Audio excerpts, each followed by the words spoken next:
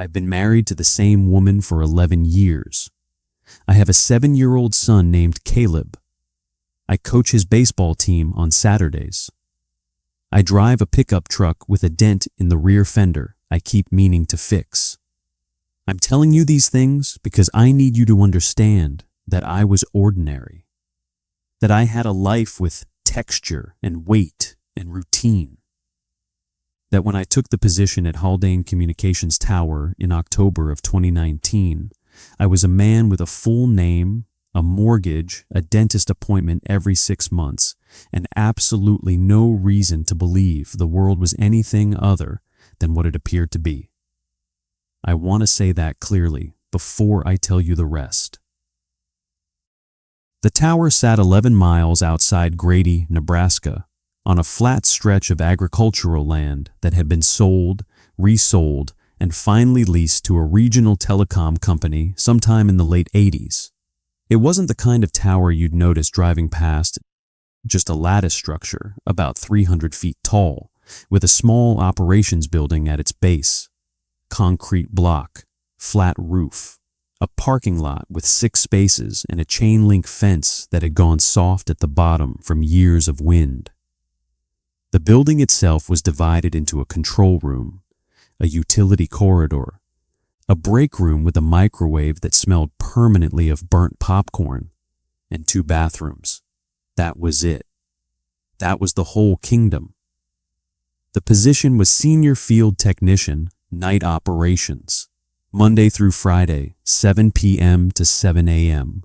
The pay was better than it should have been for what amounted to monitoring signal output levels, logging maintenance flags, and making sure the backup generators cycled correctly during weather events. There were 4 of us on night rotation: me, a guy named Dale Presswood, a younger tech named Jamie Solano, and our shift supervisor, Nate Keller. Nate had been there longest, 3 months. That should have told me something. The interview was over the phone. A woman with a flat, professional voice asked me 12 questions, mostly about my certifications and my comfort level working nights in a remote location. She asked if I had family nearby. I said yes. She paused just a beat longer than felt natural and said, "That's good. That's very good." Then she told me I'd start the following Monday. I never met her in person. My first night was unremarkable. I drove out after dinner, kissed my wife Sarah, told Caleb I'd see him in the morning. The road to the tower was a straight County 2-lane with no streetlights past mile marker 4. You could see the tower's red aviation lights blinking from a long way off. It looked like something breathing slowly in the dark. Nate met me at the gate. He was a thin man, maybe 45, with a receding hairline and the kind of permanent tiredness you see in people who've worked overnights for years. He showed me the control room: 3 monitors, a logbook, a radio nobody used, a landline phone that connected only to the company's regional dispatch. He showed me how to read the signal level displays, how to log the hourly checks, how to reset a generator if one tripped during a storm. Simple work, repetitive. The kind of job that either bores you to death or lets your mind wander in ways you don't expect. "One thing," Nate said, right as I was settling in. He was standing near the door with his jacket already on, like he wanted to leave the moment I was oriented. "Day shift comes in at 7. You'll see them pull up around 6:50. Don't wait for them. Just log out, grab your stuff, and go." "You don't do a handoff?" I asked. In every other job I'd worked utility substations, municipal water treatment, you did a face-to-face shift change. You told the next person what happened, what to watch. Nate shook his head. "We leave notes in the logbook. They do the same. It works fine." "Have you met them?" He looked at me then with an expression I couldn't read. Not fear exactly. Something more worn than that, more careful. "I've seen them come in," he said. "You will too, eventually, but there's no reason to stay for introductions. I thought it was a quirk. Every workplace has them, some cultural leftover from a previous manager. Maybe the day crew was unpleasant. Maybe there'd been a conflict. I didn't push it.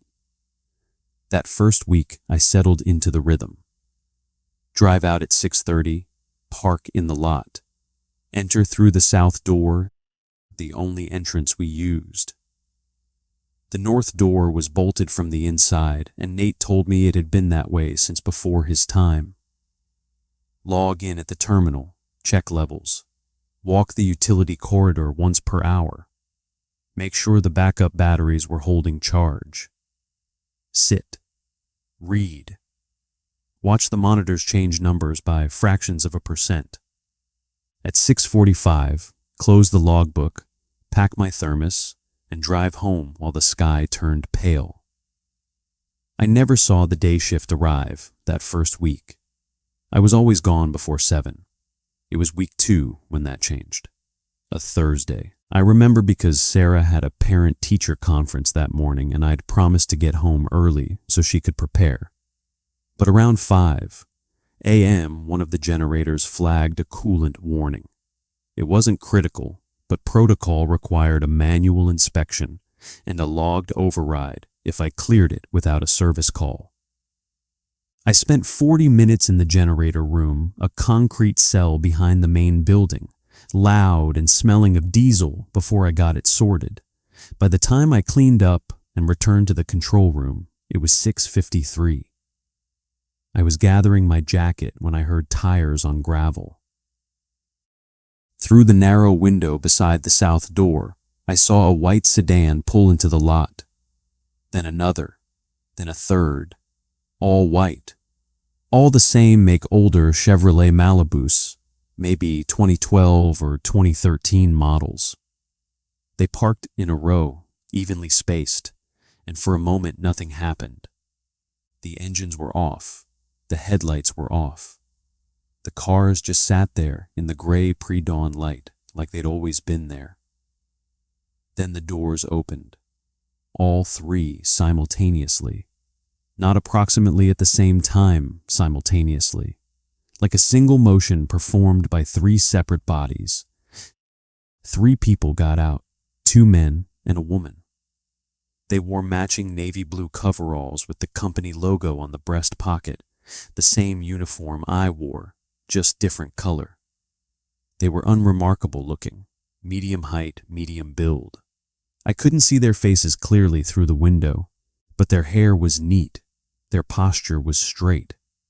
They walked toward the building in a line, not side by side, but single file, with exactly the same stride length. I don't know why I didn't just open the door and say hello. Something held me. Some small animal part of my brain that said, wait, watch. They reached the south door. The one in front, one of the men reached for the handle. His hand moved to it smoothly, correctly, the way a hand should move to a door handle. But there was something about the timing of it, the way his fingers wrapped around the metal. It looked learned, practiced, like someone who had studied how to open a door and was performing the action for the 100th time to make it look natural. And it almost did look natural, except for a tiny, tiny lag between the intention and the motion. I stepped back from the window. I grabbed my thermos and jacket. The door opened. The man stood in the frame. He looked at me.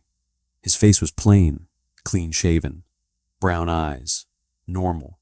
He smiled. "Good morning," he said. "Morning," I said. "I'm Marcus, new on nights. I was just heading out." He nodded, still smiling. The smile didn't move. It stayed exactly the same shape from the moment it appeared. Most smiles shift, they tighten, relax, adjust to the conversation. His remained fixed, like it had been set. "Have a good rest," he said. I walked past him through the door. The other 2 were standing outside, waiting. The woman looked at me as I passed, She smiled too. Same smile, same fixed geometry. She didn't blink while I was in her field of vision. I know that because I watched for it. I don't know why I watched for it. Something in me was already keeping count. I got in my truck and drove home. I told Sarah I'd been held up by a generator issue. I didn't mention the day shift. I didn't know what I would even say. They seemed fine. They seemed normal. They were just people starting their workday. But that night, lying in bed before my shift, I couldn't stop thinking about the smile, about the stride length, about the doors opening at the same time, about the way the man's hand had reached for the handle. I told myself I was tired. I'd been up too long. Overnight work does things to your perception. Everyone knows that. The next day, I checked the logbook. The day shift always wrote their entries in the same handwriting. Not similar handwriting, the same. Every letter formed identically. Every note structured the same way. Timestamp, system status, action taken. No variation, no personality. I'd been reading these notes for 2 weeks without registering what I was seeing. I flipped back through months of entries. The handwriting never changed, not once, going back over a year. I asked Dale about it the following Monday. Dale was the most talkative of us, a stocky guy in his 50s who'd worked telecom maintenance for 2 decades. I caught him in the break room heating soup. "Hey, have you ever met any of the day crew?" I asked. Dale shook his head without looking up. "Nope. You've been here, what, 2 months? 10 weeks. And you've never once run into them?" "I leave on time," he said. Then, after a pause, "Nate told me not to stick around. Doesn't that seem weird to you?" Dale took his soup out of the microwave. He set it on the counter and looked at me. He looked older in that moment, more worn. "Marcus," he said, "I've worked a lot of places. Some of them had things about them you didn't ask about. You just did your job and went home to your family. That's what I'm doing. But have you ever seen? I leave on time," he said again. And that was the end of it. I couldn't let it go. Something in me wouldn't release it. Maybe because I'd already seen what I'd seen: the doors, the stride, the smile, and my brain had flagged it with a significance I couldn't reason away. The next Thursday, I stayed late again, deliberately this time. I told Nate I wanted to double-check some calibration readings from the previous night. He gave me a look careful, appraising, and said, "Be done by 6:40. I wasn't done by 6:40. I sat in the control room with the monitors in front of me and waited. 6:50. The white sedans appeared. 3 of them, same as before. Same parking pattern, same simultaneous door opening, same single file walk. This time I stood by the window openly. This time I watched with full attention. They came to the door, the same man in front. He opened it, saw me, smiled that same fixed smile. "Good morning," he said. Same intonation, same 2 words. Not morning or hey or how's it going. "Good morning," delivered with the exact same pitch and rhythm as before. "Hey," I said. I stepped forward instead of back. "I don't think we've properly introduced ourselves. I'm Marcus Elliott." I extended my hand. He looked at my hand. His eyes moved to it, then back to my face, then to my hand again. 3 seconds passed. Then he reached out and shook it. His grip was correct, firm but not crushing, the right duration, but his palm was room temperature, not cold, not warm. Room temperature exactly, like his hand had been resting against the interior surface of the building. "Thomas," he said. "Thomas what?" The pause was barely there, maybe a quarter second, Thomas Reed. How long have you been on days here? Another quarter-second pause. A while. The woman appeared behind him in the doorway. She was watching me, not smiling this time, just watching. Her head was tilted very slightly, maybe 2 degrees off vertical, and it stayed at that angle without correction. Well, I said, good to meet you. I'll get out of your hair. I left. In my truck, I sat for a moment before starting the engine. I looked in my rearview mirror at the building. The south door was closed, but through the narrow window beside it, I could see a face, just the shape of it, pale against the dimness inside, watching me, not moving, just positioned in the frame of the window like it had been placed there. I drove home. That weekend, I called the regional dispatch number from my personal phone. A man answered, bored, distracted, eating something. I told him I worked nights at the Haldane Tower and wanted to check the roster for day operations so I could coordinate on some maintenance notes. Haldane, he said. I heard typing. Okay, day shift is, it's 3 techs, listed as, more typing. Huh. It just says staffed. No individual names in the system. That's unusual, right? Yeah, actually, every other site has names. This one just says staffed direct hire. Must be contractors or something. You'd have to ask your site manager. Who's the site manager? More typing. A long pause. It says the position is vacant. Has been since, he trailed off, since 2016. There's no site manager? Not according to this. Look, man, I just handled dispatch. You'd have to call corporate if you want HR records. I tried. Corporate's number rang to an automated system that never connected me to a person. I left 2 voicemails. Neither was returned. Monday night, I told Nate what I'd found. He was quiet for a long time. We were in the control room, the monitors humming their low electrical hum, the overhead fluorescents buzzing at a frequency that lived right at the edge of perception. How many night guys were here before you? I asked him. Before the current 4 of us? He rubbed his face. I don't know. I've seen names in the logbook going back years. Nobody stays long. Why not? Because they get curious, he said. Like you're getting. Nate, what are they? He stood up. He walked to the narrow window and looked out at the dark parking lot. The red lights on the tower blinked above us, visible through the upper pane. I don't know what they are, he said quietly. I know that they come at 7 and they leave at 7, and in between they do exactly what we do: monitor signals, log readings, walk the corridor. I know their cars never have different mileage on the odometers. I checked once. I know they write in the logbook with handwriting that never varies. I know that when I was here alone one night last month and I pulled up the internal security camera feed, the one that covers the control room during day shift, I saw them sitting at the monitors, not moving, for the entire 12 hours, just sitting, hands on the desk, eyes on the screens, not moving. Did you report it? To who? He turned to look at me. There's no site manager. There's no regional supervisor.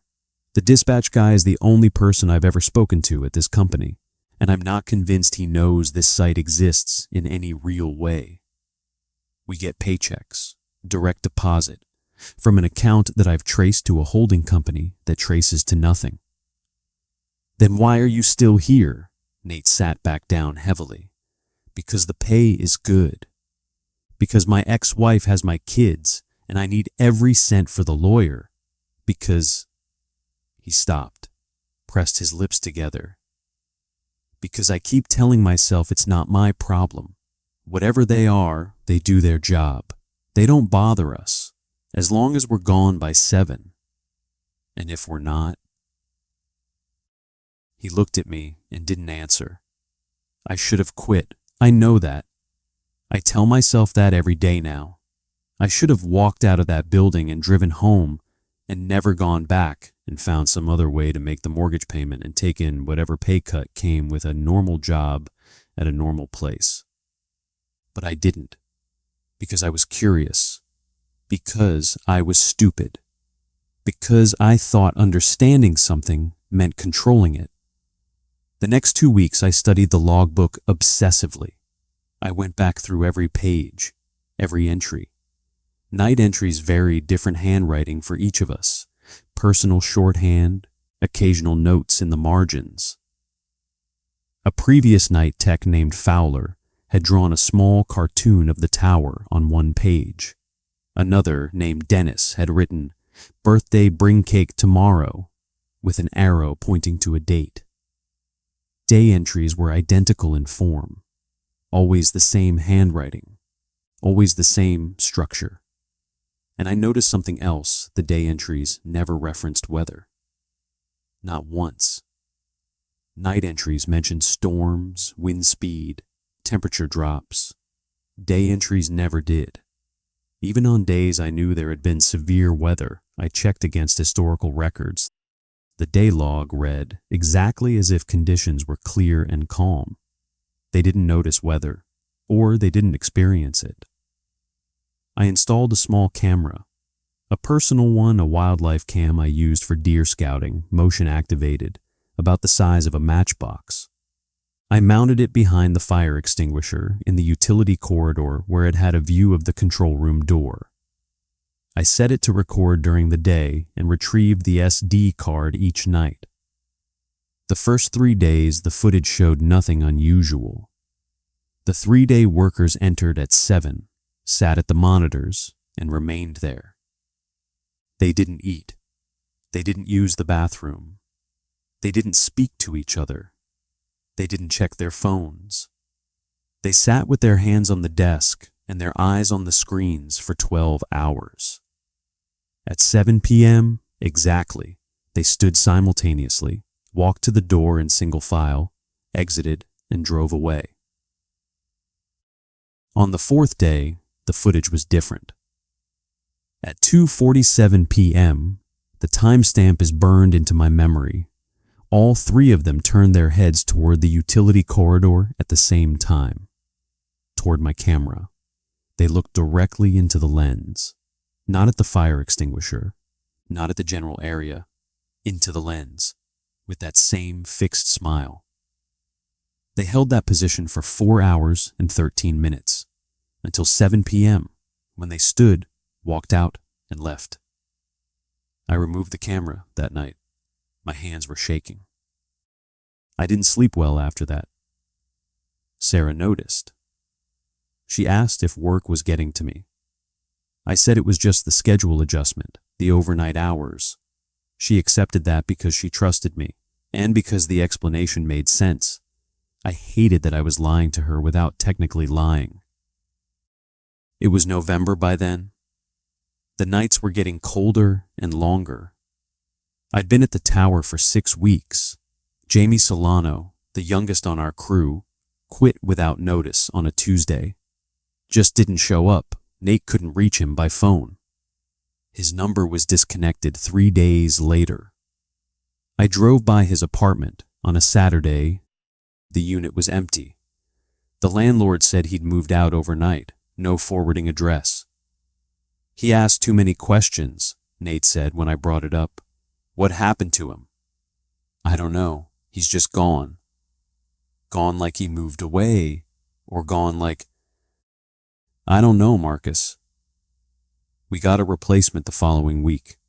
A man named Carlton Briggs. Quiet, kept to himself. He lasted 9 days before he quit via email.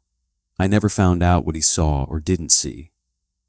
The night shifts got quieter. It was just me, Dale, and Nate. 3 people covering a schedule that wanted 4. We stretched thin. I took extra shifts. That meant more time at the tower, more time sitting in that humming control room watching numbers tick up and down while the wind pressed against the building outside and the red lights blinked above. One night in late November, a Wednesday, cold enough that frost had crystallized on the inside of the window by 3 a.m., I was doing my hourly corridor walk when I noticed the north door, the bolted door, the one Nate said had been sealed since before his time. It was open, not wide open, open by about an inch. A thin vertical line of darkness where the door sat slightly ajar from its frame. The bolt, a heavy industrial deadbolt, hung loose in its housing, the tongue retracted. I stood in the corridor and stared at it. The air coming through that inch of opening was not cold. It should have been. It was 28 degrees outside. But the air seeping through was temperate, room temperature exactly, and it carried no smell. Not the diesel of the generators, not the soil and dead grass of the field. Nothing. Absence of smell, which is its own kind of smell when you notice it. I didn't open the door further. I went back to the control room and sat there until my shift ended and I drove home in the dark. I didn't mention it to Nate. I don't know why. Maybe because I was afraid he'd tell me it was nothing. Maybe because I was afraid he'd tell me it was something. The next night the door was bolted again, sealed. I checked the bolt. It was rusted in place. It hadn't moved in years. There was no way it had been opened the night before. Except I'd seen it. I'd felt the air. December. Caleb's school Christmas concert. Sarah and I sat in the gymnasium on folding chairs while 32nd graders sang Jingle Bells slightly off-key. My son was in the back row. He waved at me. I waved back. And for a moment, just a moment, I felt like everything was fine. Like whatever was happening at the tower was containable, separate from this, from my real life. That was the night I came in for my shift and found the logbook open to a day entry that was different from all the others. The handwriting was the same. The structure was the same.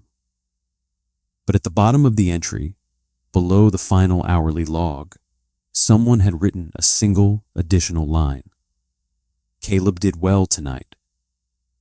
I stared at it for a long time. My son's concert had ended at 7:30 p.m. My shift started at 7. The day shift ended at 7.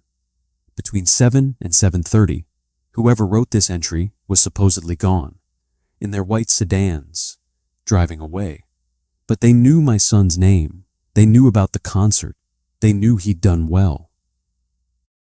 I tore the page out of the logbook. I ripped it into pieces and threw it in the trash.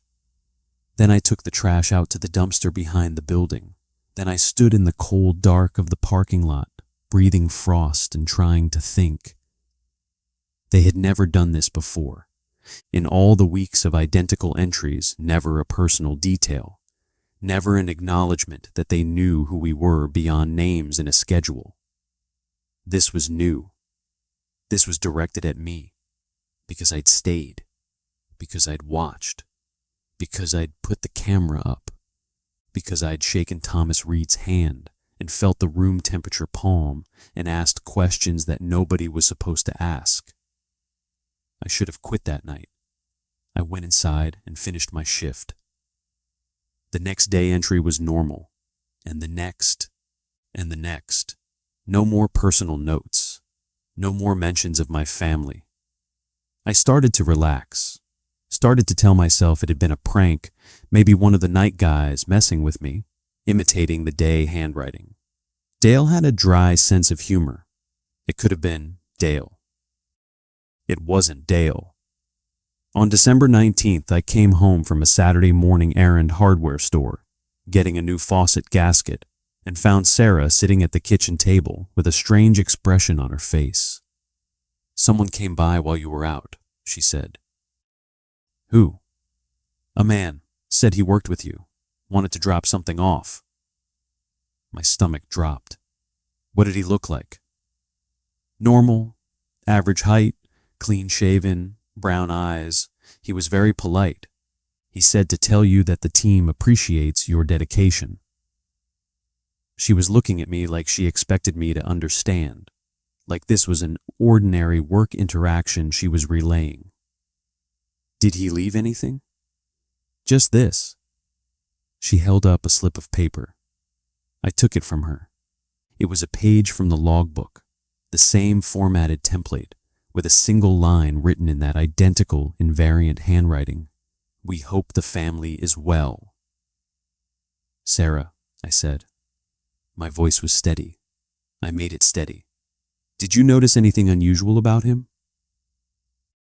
She thought about it. He smiled a lot, she said. Nice smile. Did it change? What? His smile. Did it change while he was talking? Did it move? She looked at me like I was asking something insane. Marcus, what's wrong? I couldn't explain. I couldn't say, the thing I work with isn't human and it came to our house, because that's not something you can say to your wife over coffee on a Saturday morning when your kid is in the next room watching cartoons. So I said, nothing. Just if he comes by again, don't answer the door. Why? Please, just trust me. She did, because she loved me. Because after 11 years, you trust the person you've built a life with, even when they're not making sense. That trust is the thing I failed. Monday night, I confronted Nate. One of them came to my house, I said. He went pale.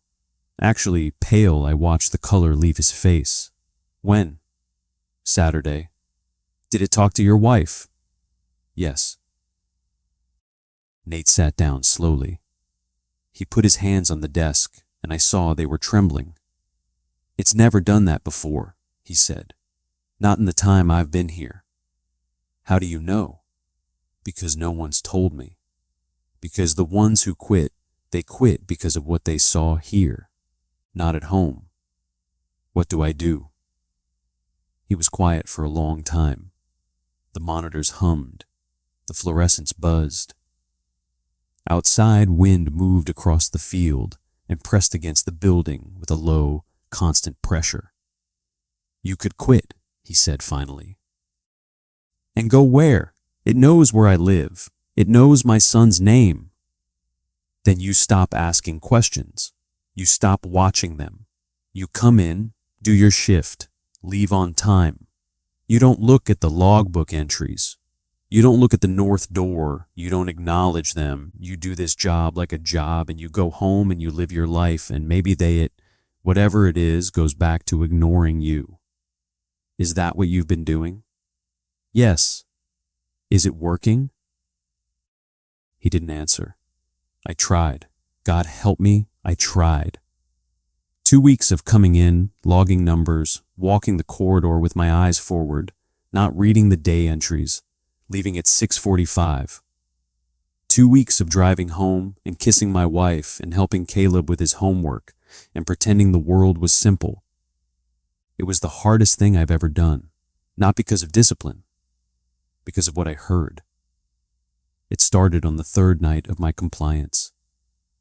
A sound coming from behind the north door, not knocking, not scratching, speaking. Low, murmured conversation in voices I couldn't quite make out. Multiple voices, but all with the same cadence, the same rhythm, like one person speaking through the several mouths at slightly different delays. I ignored it, per Nate's instructions. I walked past the door and didn't look at it, and went back to the control room and sat with my hands flat on the desk, and caught myself. Hands flat on the desk, eyes on the monitors. Still. The same posture I'd seen them hold for 12 hours. I jerked my hands back and stood up and paced the room. The voices continued every night after that, always behind the north door, always that murmured, overlapping cadence.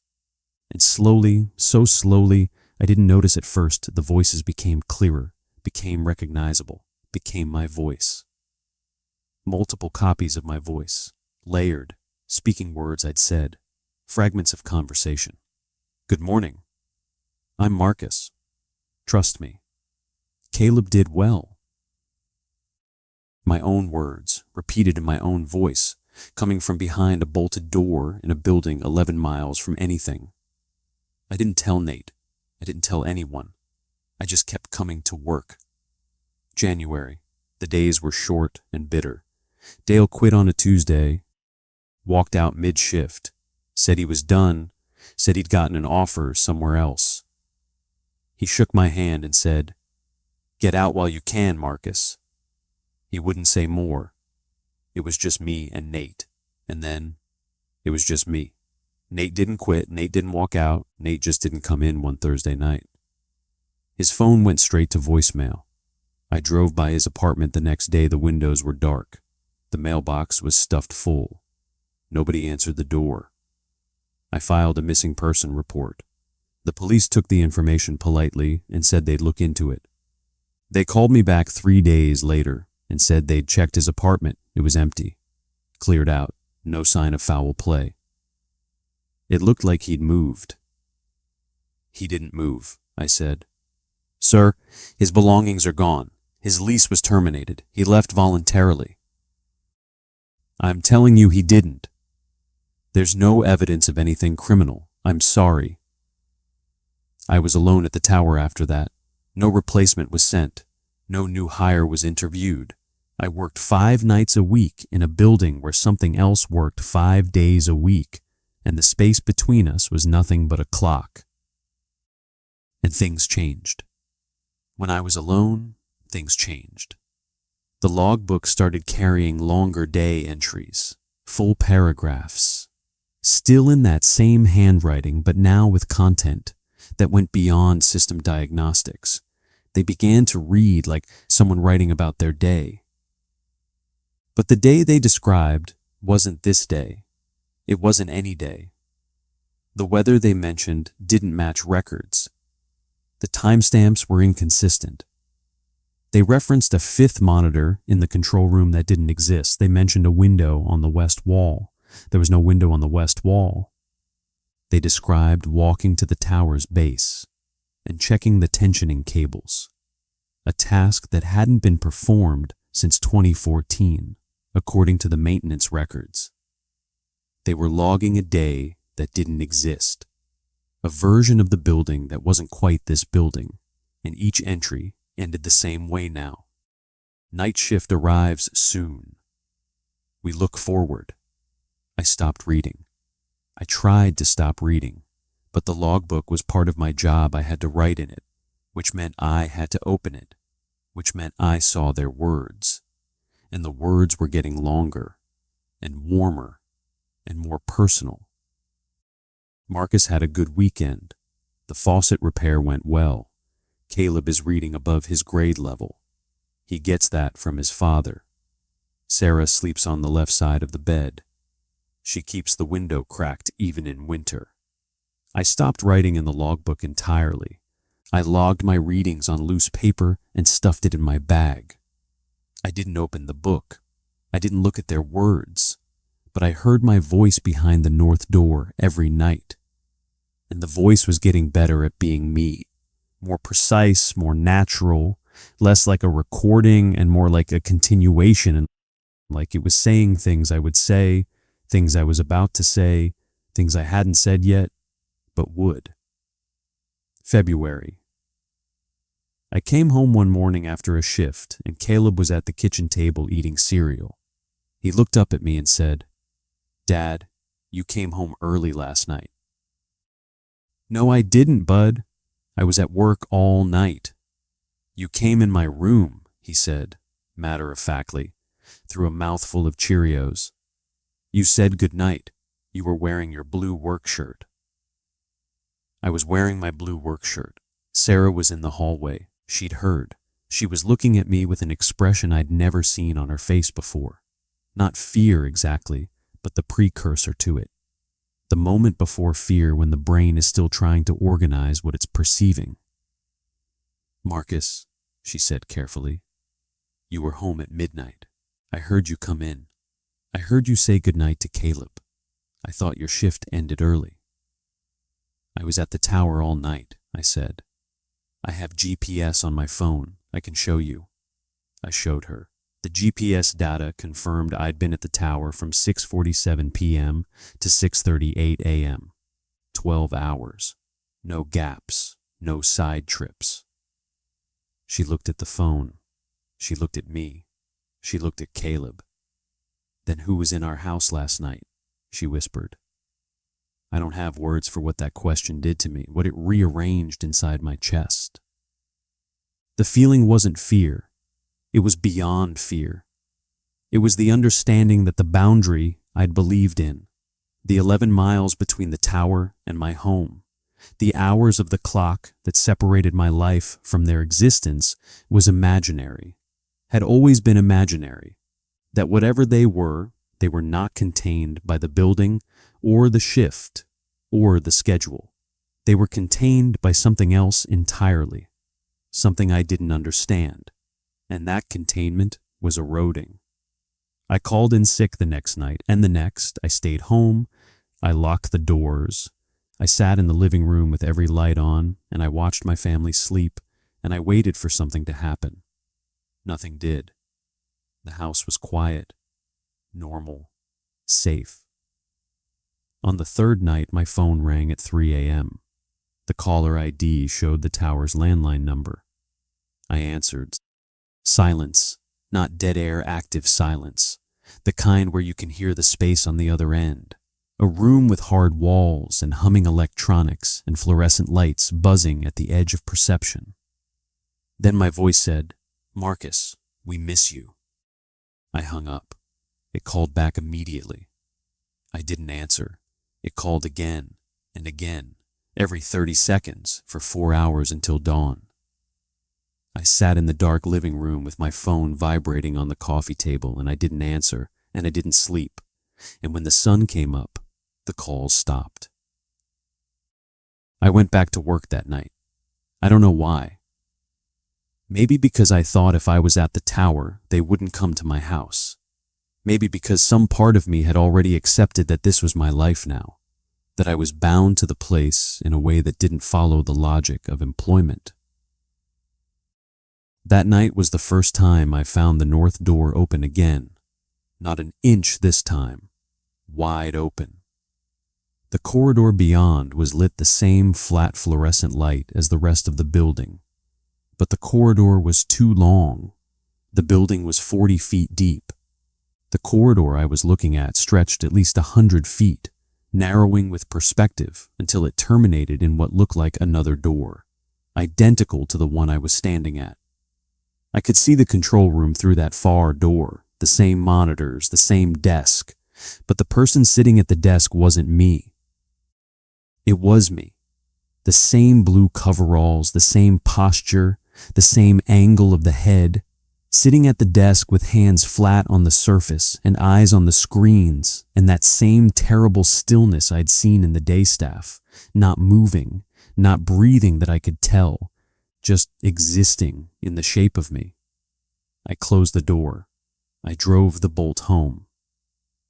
I went back to the control room and I sat down and I finished my shift and I drove home at 6:45. That night, when I got home, Sarah was packing a suitcase.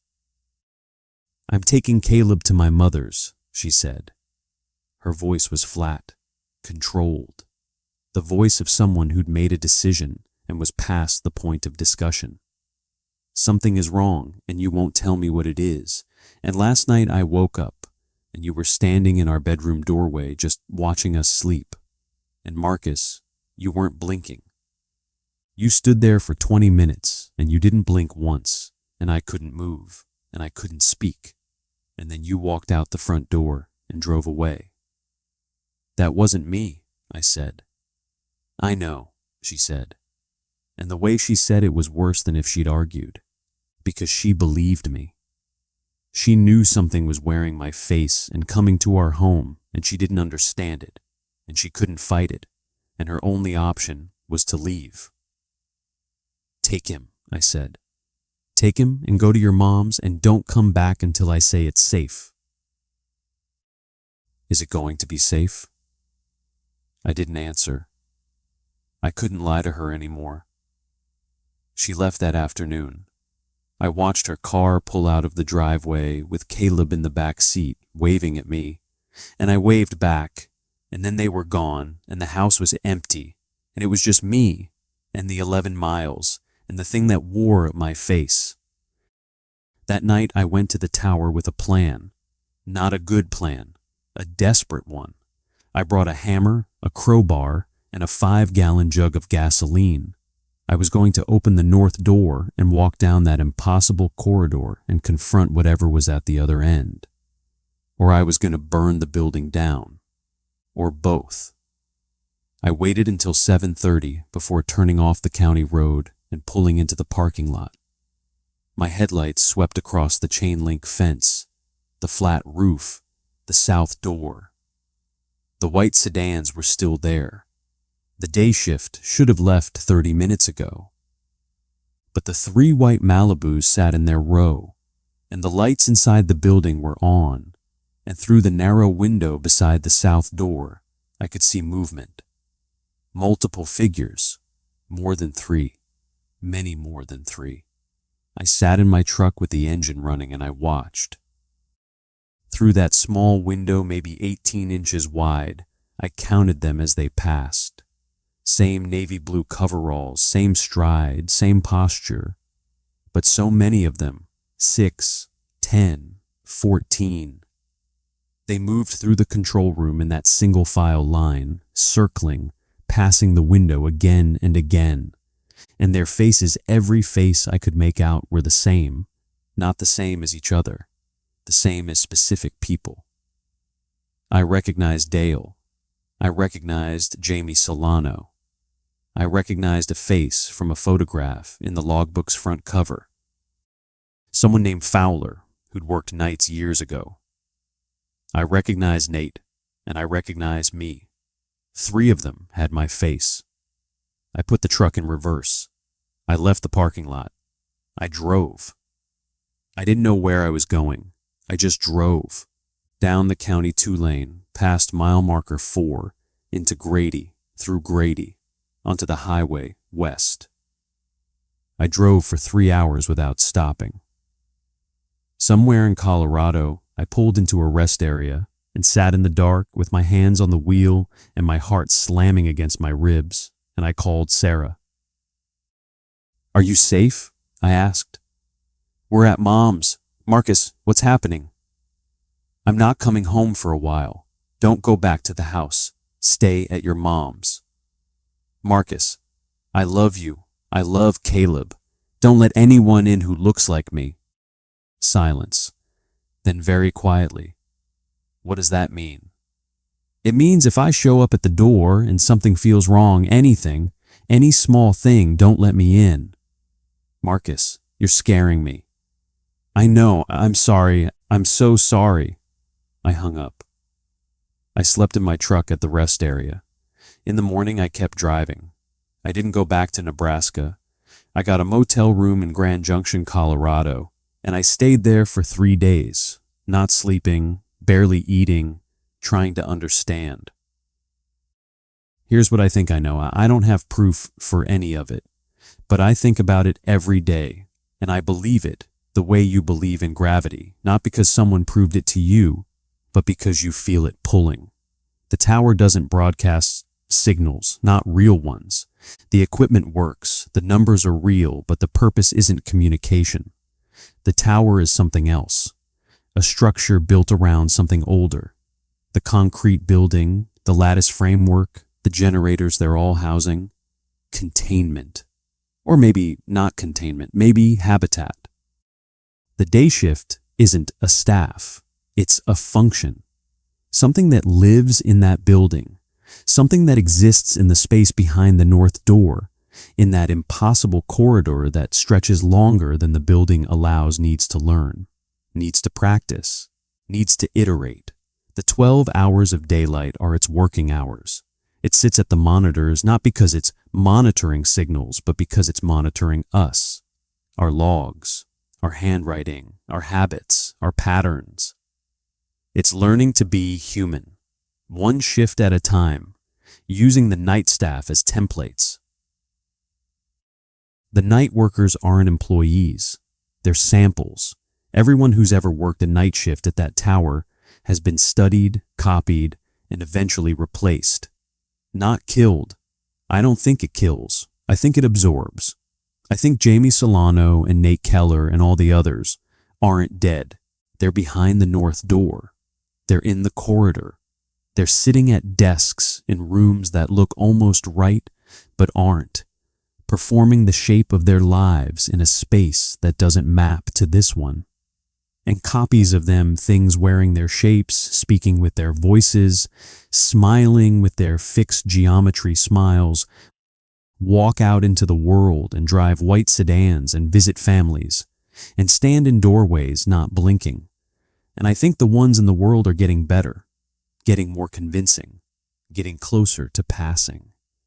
I didn't go back to the tower. I didn't go back to Grady. I didn't go back to my house. I sent Sarah divorce papers, not because I stopped loving her, but because I needed her to stop waiting for me, to stop looking for me, to build a life that didn't include a door I might walk through wearing the wrong face. She didn't sign them for 4 months. When she finally did, the papers came back to my P.O. box in Grand Junction with a note in her handwriting. I don't understand, but I trust you. Please be safe. I kept that note. I keep it in my wallet. Sometimes I take it out and look at her handwriting the way the letters vary, the way the S in safe is slightly larger than it needs to be, the tiny imperfections that make it human and hers and real. I study it the way they studied us, looking for the proof of life in the variation. It's been over 6 years now. I live in a different state under a different name. I work a day job, always a day job, never nights doing maintenance at a school. Normal work, sunlit, surrounded by noise and people and imperfection. But I watch for them. I watch for the fixed smile, the simultaneous motion, the room temperature handshake, the stride that's too even, the pause before a name is given, the logbook entry that never varies, the face in the window that doesn't move. I see them sometimes, or I think I do. A man in a grocery store who reaches for a product with that tiny lag between intention and motion. A woman at a gas station whose smile doesn't shift while she speaks. A neighbor who stands at his window at 3 a.m. without moving for hours. Maybe they're nothing. Maybe I'm paranoid. Maybe working nights in that tower broke something in my perception and I'm seeing patterns and randomness. But 2 weeks ago, I picked up Caleb for my weekend custody visit. He's 13 now, tall, starting to look like me. We went to a diner and he was telling me about school, and I was listening and smiling, and halfway through his story about a science project, he stopped mid-sentence and looked at me. "Dad," he said, "you blinked weird." "What?" "Just now, you blinked at the same time as that guy over there." He pointed to a man at the counter. A man in a blue work shirt, average height, clean-shaven, sitting with his hands flat on the counter and his eyes fixed on the menu board, and that posture, that terrible, studied stillness. I looked at my reflection in the diner window. I looked at my hands, flat on the table. I looked at my posture, straight, still, controlled.